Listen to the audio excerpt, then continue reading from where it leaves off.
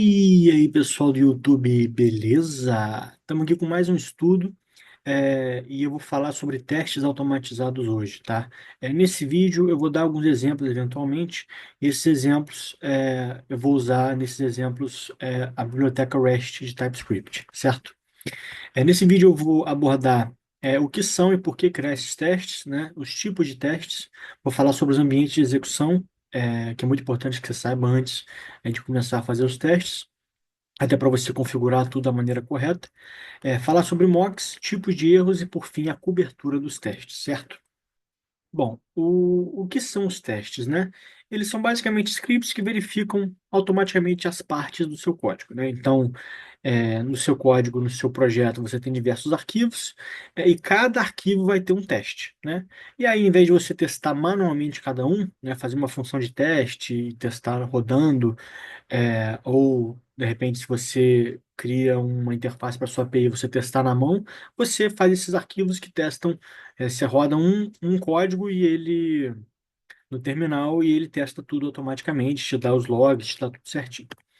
Isso aqui é um exemplo de um projeto meu que eu estou participando, e aí tem diversos arquivos, e para cada arquivo eu vou ter esse arquivo .spec, né, .typescript, né?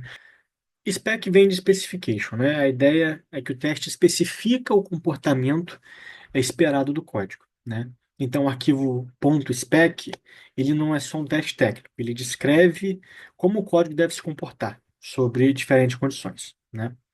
E tem também o arquivo .test, né? A única diferença é que o .spec ele é mais específico no comportamento. E o .test ele é mais simples, mas não precisa entrar nesse mérito. No Jest, os dois formatos são detectados automaticamente, então você roda lá o comando no terminal e ele pega tudo que for .spec ou tudo que for .test e testa tudo, tá? Só para vocês ficarem cientes aí que existem esses dois tipos, né, de arquivo, vamos colocar assim.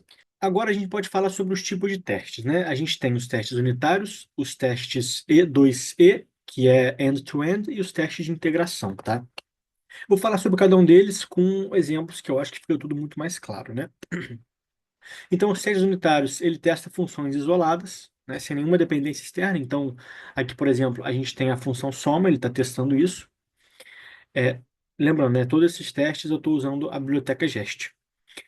O teste de integração, ele testa se os módulos funcionam juntos bem, né? Por exemplo, algum serviço chamando o banco de dados, como está aqui, né? E por fim, o E2E, né, o end-to-end, ele simula o comportamento real de um usuário, então ele é o mais completo de todos, né? Para resumir, o unitário, ele vê se essa função funciona, o de integração, ele vê se esses pedaços conversam bem, por exemplo, do back-end, e o E2E, ele vê se o usuário consegue fazer o que ele precisa, né? Então, ele envolve mais coisas, né? Parece que o de integração e o E2E, eles são a mesma coisa, mas não são, né?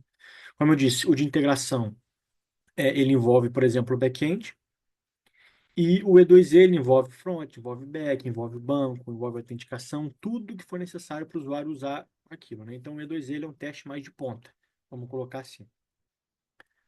É, E aqui tem um resumo do que é cada um, né?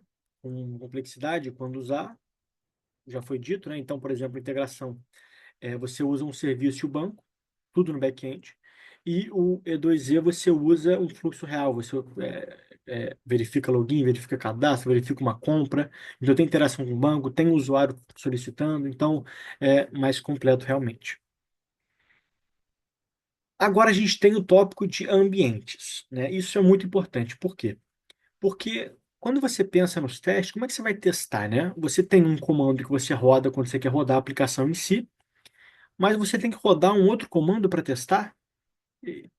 De repente, se eu quiser usar um banco para testar, eu vou usar o banco real da minha aplicação ou vou ter que usar um banco de testes? Então, eu vou ter dois bancos.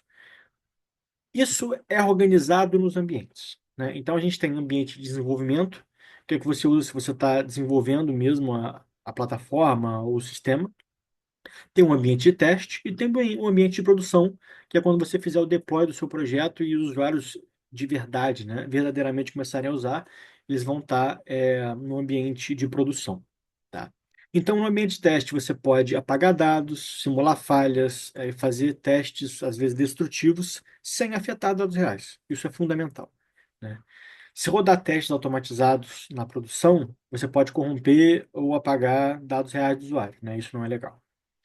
E a facilidade de depuração que eu coloquei aqui também é bem importante, né? No ambiente de desenvolvimento, você quer ver logs completos, usar o Nodemon, né, para ficar rodando e mudando e continuar rodando, debugar com alguns breakpoints. Na produção, você quer performance e silêncio completo, né? Nada de console.log, só o que for realmente essencial. E aí você pode me perguntar, quando eu rodo a aplicação, como eu defino se eu vou rodar em ambiente de teste, desenvolvimento ou produção? Para a sua aplicação, você vai ter o ambiente dela, né, o tal do ponto .env, né, que você deve estar familiarizado com isso. E no ponto .env a gente tem variáveis globais, né, e é uma boa prática a gente colocar essa node env como uma variável global no ponto .env, tá? Então, se a node env for development, você vai estar no ambiente de desenvolvimento; se a node env for production, no produção; e se o node env for teste, você vai estar no ambiente de teste. E aí, dentro do código, você faz as alterações necessárias verificando o Node.env. Então, quando eu inicializo o meu banco em alguma parte do código, por exemplo, eu posso checar, né? Opa, se o Node.env for tal, eu inicio tal banco; se o Node.env for tal, eu inicio o banco de teste, por exemplo. E assim, você consegue ajustar em qual ambiente você está, né? É uma coisa que meio que você que vai fazer mesmo, tá? Eu não sei se tem uma biblioteca que facilite isso de alguma maneira, mas como eu fiz, na experiência que eu tive, foi dessa maneira. É, e trabalhando com Node, trabalhando com TypeScript, a gente tem esse arquivo chamado package.json, né? Que quando você baixa uma biblioteca ou algo do gênero, vai tudo meio que ficar armazenado ali. E nesse package.json, a gente tem um dicionário, e nesse dicionário, a gente tem o campo scripts. Ele diz basicamente, se eu rodar tal coisa no terminal, ele vai executar tal arquivo. E a variável de ambiente vai ser tal, né? Então, por exemplo, start ali, né? Eu estou dizendo que se eu rodar node, que é a parte do meio no meu terminal, eu vou rodar o arquivo main.typescript e o ambiente, o node.env, vai ser production, né? Em dev, se eu rodar nodemon no terminal, eu vou rodar o arquivo main.typescript, né? E o ambiente de desenvolvimento vai ser o development. E por fim, no teste, se eu rodar jest, né? Esse running band é uma configuração do jest, tá? Isso vem da biblioteca do jest que a gente está usando. Então, se eu rodar jest, o ambiente de desenvolvimento vai ser o Node.env, tá? Esse CrossEnv e esse Running Band que estão aí, eles são configurações que eu não vou entrar nesse mérito. Mas isso aqui é para dizer que a gente define no package.json o que vai acontecer dependendo do que eu rodar ali no terminal. Bom, e agora eu vou falar um pouco sobre mocks, né? Testando serviços com dependências. O que é exatamente um mock, né? O mock é uma simulação. Ele simula o que você quiser, tá? Então, por exemplo, se eu tenho que inserir um dado no banco de teste, tá? Eu estou testando a inserção no banco, testando o meu CRUD. Eu vou criar um usuário simulado, um mock de usuário, para eu adicionar esse mock ao banco, né? Então, são simulações. Só que você pode simular mais coisas com mock. Você pode fazer um mock de uma função, você pode fazer um mock de um serviço, né? Então, por exemplo, se eu tenho um serviço na minha aplicação e eu já tenho um arquivo para teste desse serviço, se eu tenho uma API que usa esse serviço, na hora de eu testar a minha API, eu não vou precisar instanciar o serviço de novo. Eu vou criar um mock dele porque eu já tenho o arquivo de teste dele, né? Não sei se ficou muito palpável falando só assim, sem exemplo. Mas como é que você controla o retorno de funções, se uma função foi chamada ou não, quais argumentos ela foi chamada.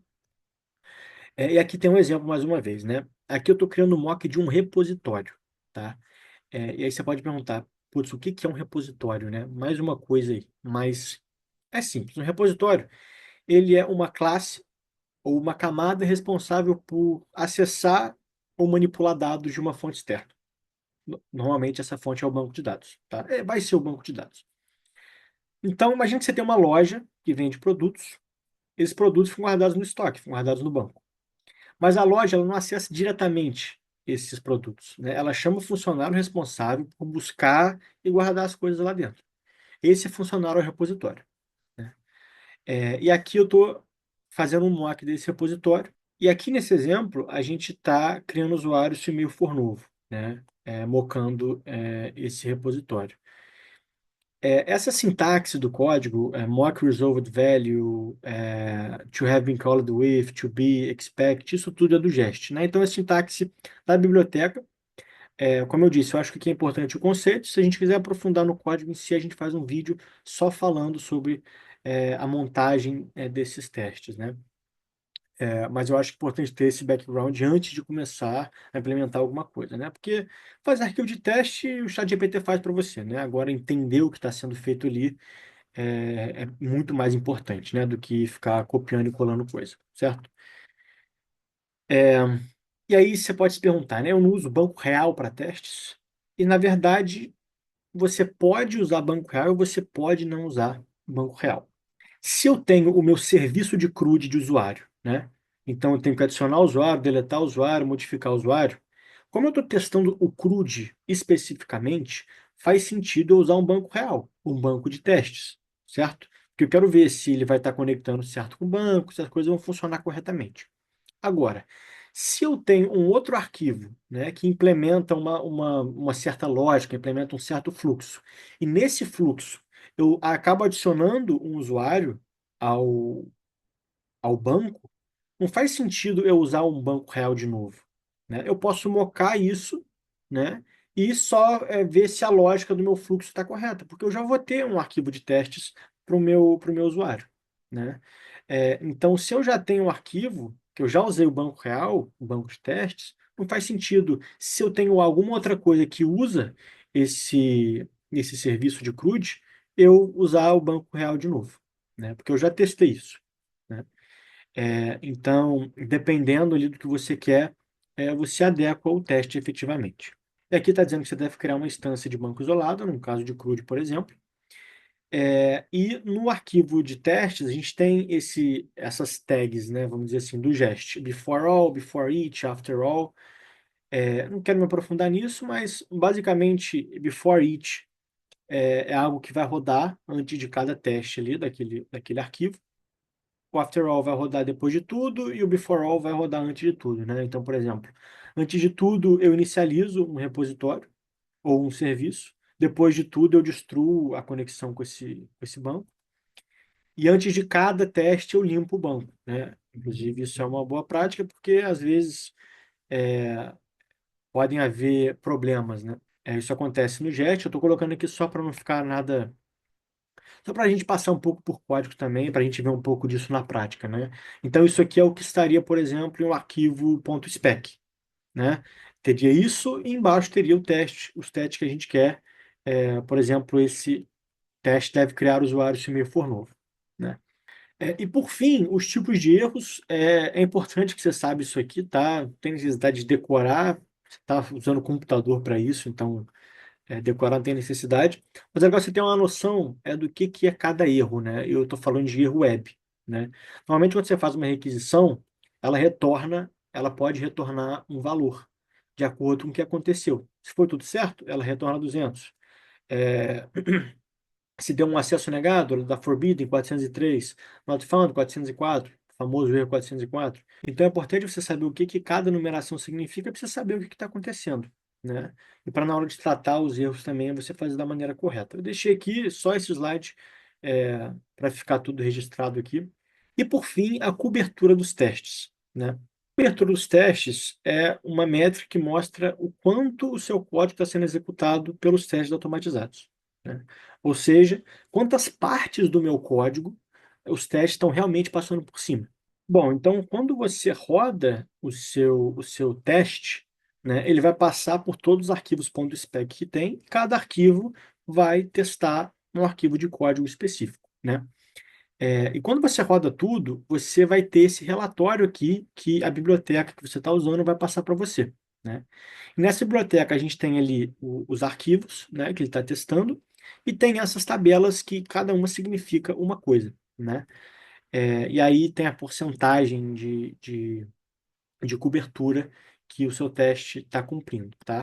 E o que que significam essas linhas, né? E aqui tem o significado de cada uma, né? A primeira, STMS e Aligns, elas são muito parecidas, né? É, quantas linhas executáveis foram rodadas corretamente em STMS, e na Aligns lá embaixo quantas linhas específicas foram rodadas, né? A Branch, ela verifica se todas as condições possíveis foram testadas, né?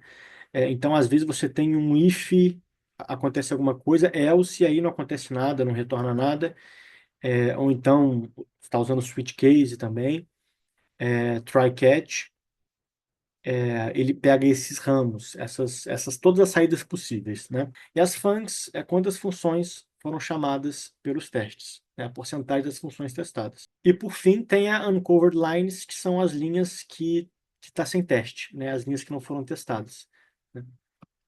Então, se você tem ali, por exemplo, uncovered lines no 24, 26, 28, 30, 32, então, opa, aí você consegue voltar e ver as linhas, o que aconteceu, qual que é o problema, né? Então, um relatório normal, ele não é só verdinho, né? Ele tem muito problema, muita questão. Alguns arquivos não são para serem testados mesmo, então, às vezes está zero ali, é para estar zero, por exemplo, um arquivo de migration, não faz sentido você testar, então estaria zero ali mesmo. Mas esse relatório é importante saber interpretar ele e saber o que fazer com isso, né? Porque isso pode te ajudar a solucionar eventuais problemas, certo? Bom, pessoal, no mais é isso. Espero que tenham gostado. É uma introdução aí de testes. Eu vou fazer um outro vídeo com o código em si, explicando o código, e aí talvez alguns conceitos aqui venham a surgir lá. Espero que tenham gostado. Curta, comenta aqui embaixo qualquer coisa, qualquer observação, qualquer acréscimo de informação, e se inscreva no canal aí para ajudar, certo? Abraço, muito obrigado.